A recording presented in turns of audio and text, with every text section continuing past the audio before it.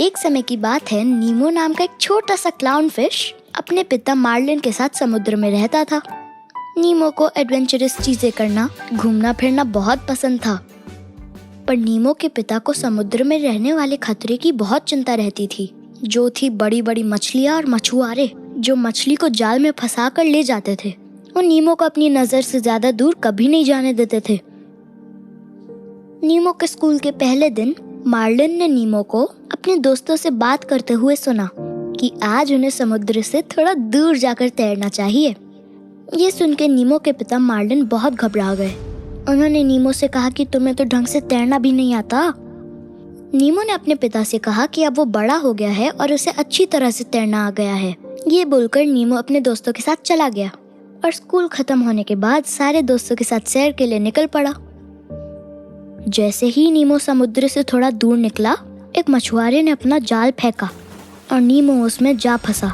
फिर उस मछुआरे ने जाल में फंसी मछलियों को अपने नाव में रखा और वहां से जाने लगा। नीमो के पिता मार्लिन उस नाव के पीछे भागे, पर वो नाव इतनी तेज थी कि मार्लिन अपने बेटे को नहीं बचा पाया।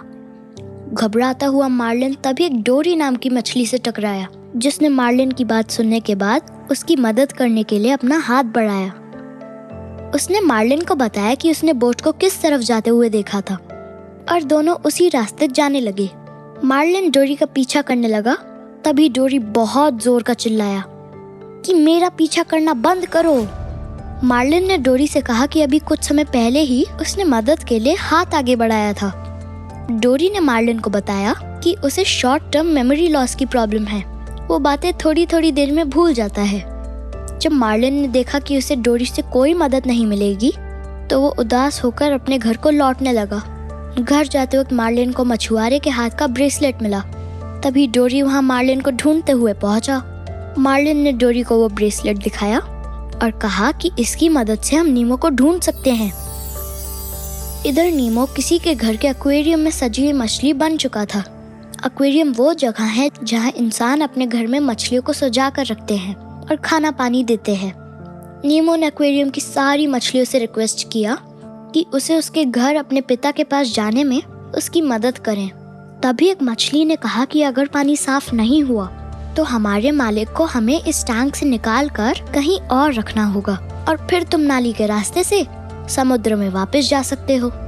फिर क्या था, सारी मछलियों ने रातों रात पानी को इतना गंदा कर दिया कि अगले दिन ही मालिक को टैंक खाली करना पड़ा। जैसे ही नीमो को दूसरे टैंक में रखा जा रहा था, उसने जल्दी से सिंक में छलांग लगा दी और उस रास्ते से समुद्र में चला गया। समुद्र में नीमो जैसे ही पहुंचा, वहां उसने डोरी को देखा और अपना परिचय दिया।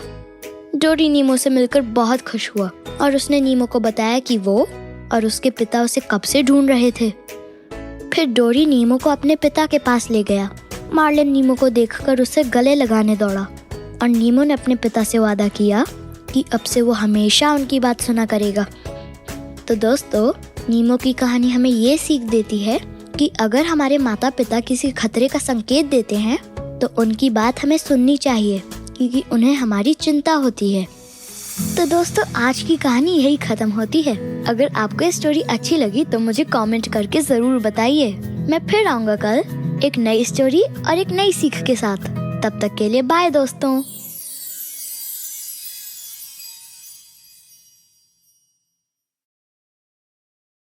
हेलो दोस्तों, मैं जशन द स्टोरी टेलर फिर से लौट आया हूँ उन कहानियों के साथ जो हमें हमारे मम्मी पापा सबको अपने पुराने दिनों की याद दिलाती है और हम बच्चों को बहुत कुछ सिखाती हैं। तो चलो शुरू करते हैं। गोल्डन परी का लॉकेट।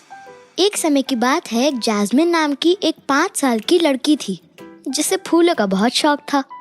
उसका खुद भी नाम एक फूल के ऊपर ही रखा गया था, जैस्मिन। जैस्मिन एक बहुत ही प्यारी लड़की थी जो हर किसी की मदद किया